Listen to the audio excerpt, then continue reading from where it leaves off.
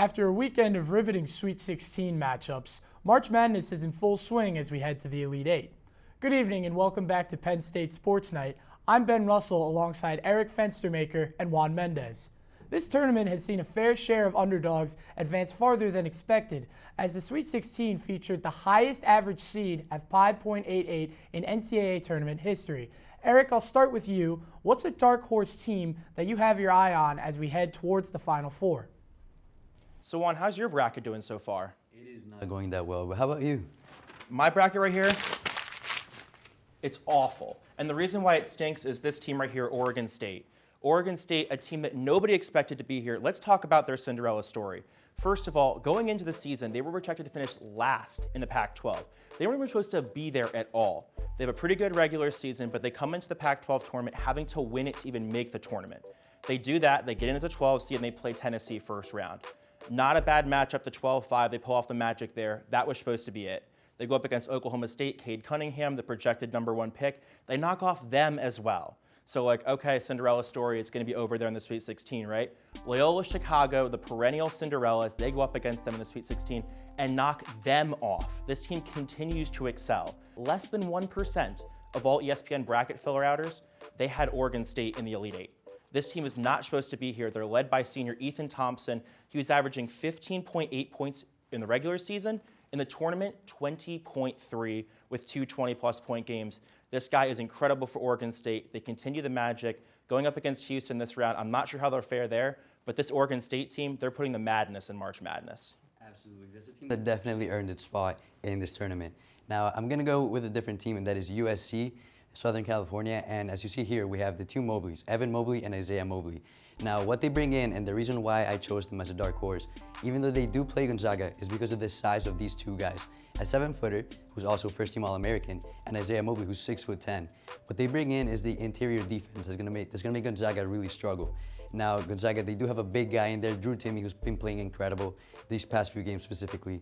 But these guys, their interior defense that USC has, it is, first of all, they allow the fourth fewest percentage on defense against the #1 scoring team, which is Gonzaga. But they also have the most blocks in the country. And they completely shut down two very strong offensive teams. In Kansas, #3, that's a huge upset really early in this tournament. And they were able to beat Oregon, which is a team that completely decimated Iowa, and Luke Garza, who's also a great scorer. So they definitely proven themselves on defense, but they could do the same thing on offense. And they're going to give Gonzaga a battle, even though it's going to be a pretty tough matchup.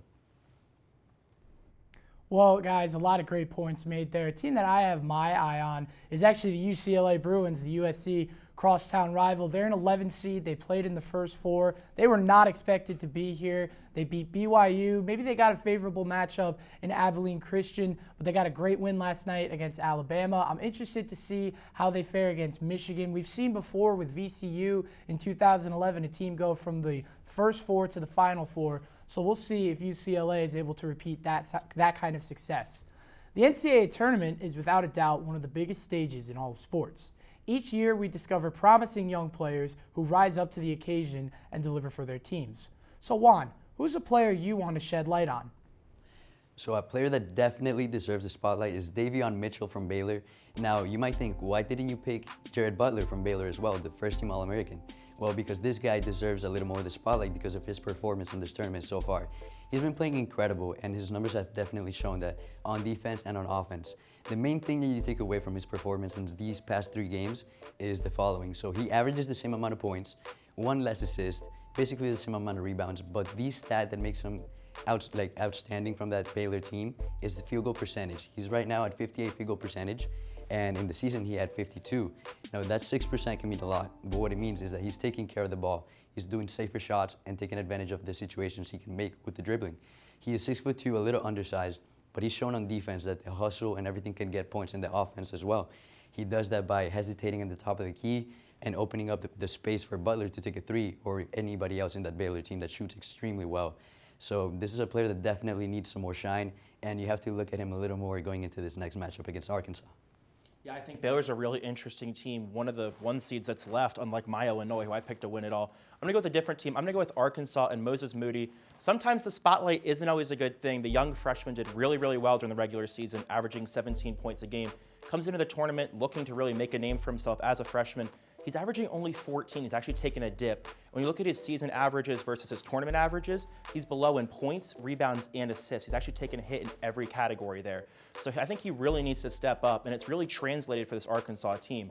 They go into a first-round matchup against Colgate. They suffer a little bit. They get a good win there, but for a while, Colgate had them on the ropes. They go in a next-round matchup against Texas Tech and Mac McClung. Only a 2-point victory there. I understand it's a 3-6. It's pretty close, but they should have had a bigger win against Texas Tech. Then you go into a matchup against Oral Roberts. I get it. They're the Cinderella. Everybody wants to put stock in them and celebrate them, but they're just not as good as Arkansas, and they should have beat them by a greater margin.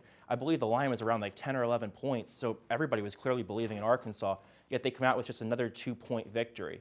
It's really translating when the superstar freshman really isn't performing well for Arkansas. And like you mentioned, Jared Butler and Baylor, they have one of the best guard units in the country. I'd even argue the best one. So when you're going up against a great unit in Baylor, there's no time to fail, and he really needs to step up and shine if Arkansas wants to make the Final Four. Two great players there who've had a huge impact on their teams in the Elite Eight. The guy that I have my eye on is actually Evan Mobley of USC, superstar freshman center, probably going to be a top 3 pick in the NBA draft. I'm interested to see how he goes against that front court in Gonzaga with Drew Timme and Corey Kispert, so that should be a fun matchup. Now with the Sweet 16 in the rearview mirror, we get set for an exciting slate of matchups in the Elite Eight. Seeking to capitalize on the momentum going into the Final Four, Eric, what's the can't-miss matchup that you're most looking forward to? Well, the simple answer is I'm not going to miss any of them, but if I had to pick just one, it would be this Houston versus Oregon State game, a 12 versus a 2. Nobody thought Oregon State would be here, but how about this Houston team? It's their highest seed since 1983. They're led by junior guard Quentin Grimes, who's averaging 18 points in the tournament, shooting 46.3% from three-point range, which we all know is huge when it comes to the tournament. And this Houston team's had a very interesting tournament. First round in Cleveland State, blow them out, 15 seed, not that unexpected. Go up against a 10-seed Rutgers. Rutgers had them on the ropes, and they only won by 3 points. Houston did not look very confident there. Then they go up against Syracuse, Buddy Boeheim. We all know how incredible he was playing. Just 12 points for him. So Houston has had 2 good games and 1 kind of off questionable game. Now they're going against Oregon State, who's been red hot, has upset everybody.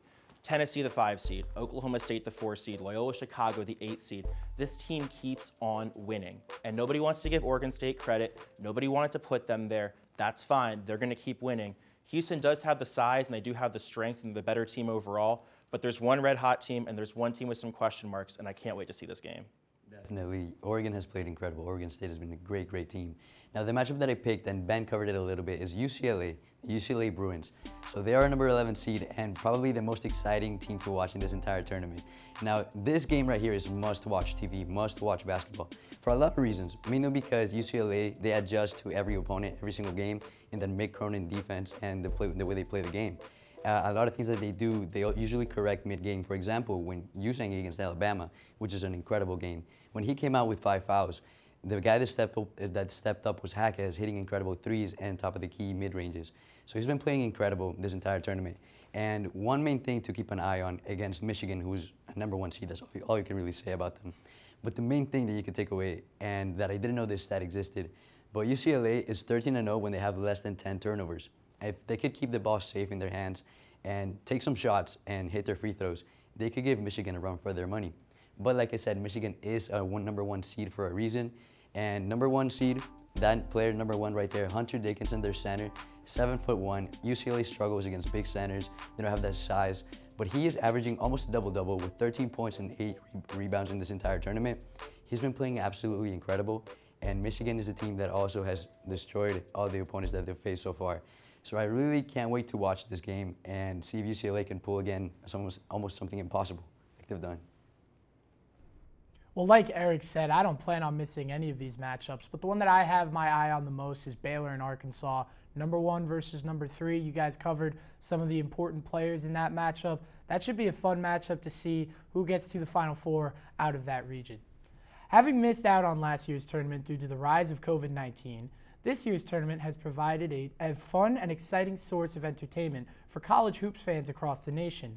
And that should continue as we move on to the Elite Eight and ultimately the Final Four. We'll see who gets their one shining moment to cut down the nets in Indianapolis on April 5th. That will do it for this edition of Penn State Sports Night. For Eric Fenstermaker and Juan Mendez, I'm Ben Russell, and have a good night. Thank you for watching this edition of Penn State Sports Night. If you're a fan of our content, please be sure to subscribe to our YouTube channel for more clips. Also, follow us on Twitter at PSSN TV and on Instagram at PSU Sports Night to keep up with all the action. For all my colleagues, we are Penn State Sports Night.